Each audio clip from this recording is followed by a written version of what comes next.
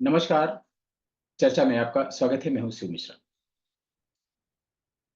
मोदी और भाजपा समर्थक लोकसभा चुनाव जो अभी हाल में संपन्न हुए हैं, उसमें भाजपा के प्रदर्शन से बहुत व्यथित हैं, बहुत हैरान और परेशान हैं। और उनको समझ में नहीं आ रहा है कि जब 400 के पार का नारा लगाया था, तो उस दल का रथ 240 पर कैसे रुक गया? बहुत से कारण सामने आ रहे हैं, लेकिन जो भाजपा के कट्टर समर्थक हैं, मोदी के अंतभक्त हैं, उनके बीच में एक विचार मंथन हो रहा है और उसमें कुछ लोग कह रहे हैं कि जो भाजपा की ये दुर्दशा हुई है, उसका कारण मोदी ही है। तो क्या मोदी ने ही भाजपा का रथ रोक दिया? इस पर हम लोग विस्तार से चर्चा करेंगे। इससे पहले आपसे अनुरोध है कि अगर आपने ये चैनल सब्सक्राइब नहीं किया है, तो कृपया सब्सक्राइब करें, वीडियो को लाइक करें, फॉरवर्ड करें और बेल आइकन ज़रूर दबा दें ताकि आगामी वीडियोज़ के नोटिफ़िकेशन आपको मिलते रहें। अब बात करते हैं विस्तार से। ये वीडियो आज समाचार पत्र में प्रकाशित मेरे लेख पर आधारित है और इसमें एआई की आवाज का उपयोग किया गया है। आप देखिए कि कैसा लगता है और कमेंट करके हमको बताइए। नरेंद्र मोदी ने तीसरी बार प्रधानमंत्री बनकर जवाहरलाल नेहरू के रिकॉर्ड की बराबरी कर ली, किंतु वह ऐसे प्रधानमंत्री है जो कई मामलों में नेहरू से भी बहुत आगे है। प्रधानमंत्री बनने के पहले वह गुजरात में 3 बार मुख्यमंत्री भी रह चुके हैं। इसमें कोई संदेह नहीं कि भाजपा को उनकी बदौलत ही 2014 में केंद्र में पूर्ण बहुमत की सरकार बनाने का सुअवसर मिला। 2019 में 303 सांसदों के साथ पहले से ज्यादा बहुमत पाकर सरकार बनाने का श्रेय भी उन्हीं को जाता है। उनके कार्यकाल में ही भाजपा दुनिया की सबसे बड़ी राजनीतिक पार्टी बनी। 2024 में भी किसी को कोई संदेह नहीं था मोदी के नेतृत्व में भाजपा अकेले दम पर बहुमत प्राप्त नहीं कर सकेगी। प्रधानमंत्री मोदी ने लोकसभा में अब की बार 400 के पार का नारा देकर विपक्ष में घबराहट उत्पन्न कर दी। मनोवैज्ञानिक रूप से चुनाव हार चुके विपक्ष ने भी ये मान लिया था कि आएगा तो मोदी ही, लेकिन 7 चरणों के लंबे, उबाऊ और प्रतिकूल मौसम में हुए चुनाव ने भाजपा का रथ रोक दिया। वह अकेले अपने दम पर बहुमत का आवश्यक 272 का आंकड़ा भी पार नहीं कर सकी, यद्यपि वह राष्ट्रीय जनतांत्रिक गठबंधन के सहयोगियों के साथ बहुमत पाकर सरकार बनाने में सफल हो गई। देश के लिए चिंतित मोदी और भाजपा समर्थक अनेक चिंतक इन विचारों में उलझे हैं कि क्या मोदी अपने बाद भाजपा को पुरानी स्थिति में वापस भेज देना चाहते हैं। मोदी इतिहास में अपने को युग पुरुष सिद्ध करने या अपने को अतुलनीय बनाने के लिए भाजपा का अहित करेंगे, यह मानने का कोई कारण नहीं है, इसलिए इसे स्वीकार्य भी नहीं किया जा सकता है। लेकिन मोदी की जो छवि है, उसकी बराबरी कर सके ऐसा कोई भी नेता भाजपा में दिखाई नहीं पड़ता। उनका कोई उत्तराधिकारी भी दिखाई नहीं पड़ता। सरकार और पार्टी में मोदी का निर्णय ही अंतिम निर्णय होता है। गृहमंत्री अमित शाह के अलावा अन्य कोई नेता उनके बहुत करीब है, ऐसा प्रथम दृष्टया लगता नहीं।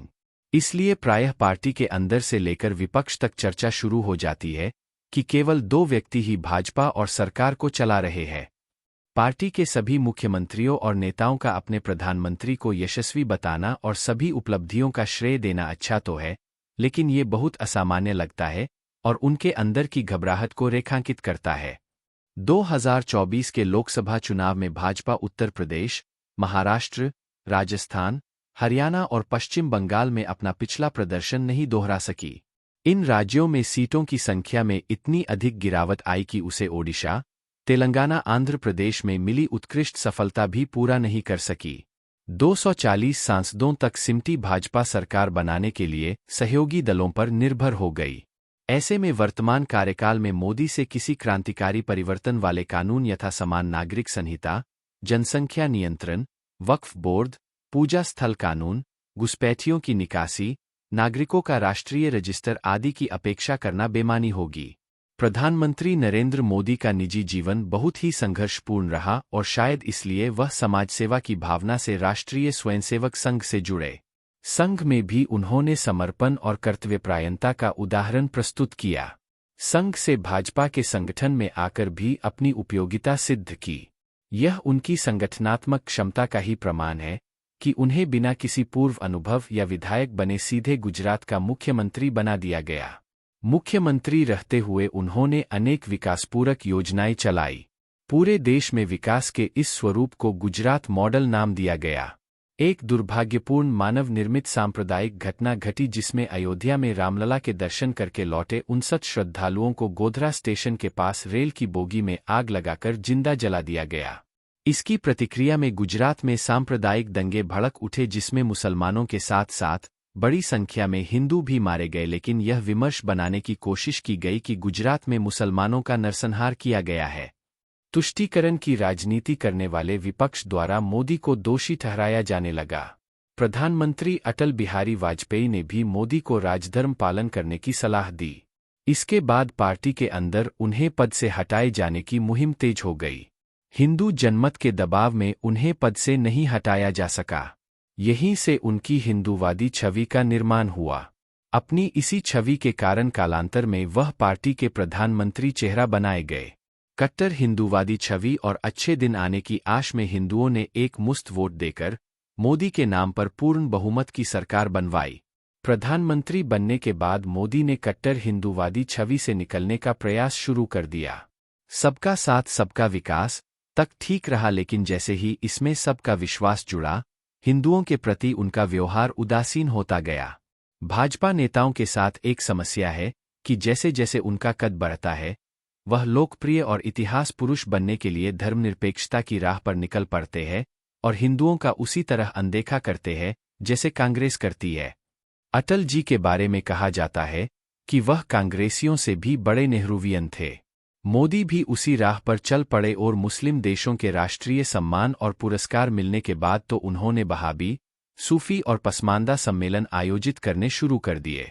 मदरसों के छात्रों के एक हाथ में कुरान और दूसरे में लैपटॉप देने के प्रयास में उन्होंने जितना बजटीय आवंटन किया, उतना स्वतंत्र भारत के किसी भी प्रधानमंत्री ने नहीं किया। उन्हें भ्रम था कि मुसलमान उन्हें वोट देंगे, जो लोकसभा के इन चुनाव में संभवतः दूर हो गया होगा। धारा 370 हटाने, अयोध्या में राम मंदिर बनाने में प्रत्यक्ष या अप्रत्यक्ष भूमिका निभाने, संशोधित नागरिकता कानून बनाने, देश को आतंकवादी घटनाओं से मुक्त करने जैसे अनेक साहसिक कार्य मोदी सरकार ने किए, जिसके लिए हर राष्ट्रवादी उनकी प्रशंसा करते नहीं थकता। लेकिन शायद मोदी और भाजपा हिंदुओं के इतने बड़े समर्थन की थाती संभाल नहीं सके। अधिकांश राष्ट्रवादी व्यक्ति निजी लाभ की अपेक्षा राष्ट्रीय हितों को प्राथमिकता देते हैं, लेकिन अगर हिंदू हितों को अनदेखा करके तुष्टीकरण के लिए सनातन और राष्ट्र विरोधी समुदाय पर राष्ट्रीय संसाधनों की बर्बादी पर यह वर्ग मोदी या भाजपा के साथ खड़ा नहीं रह सकता।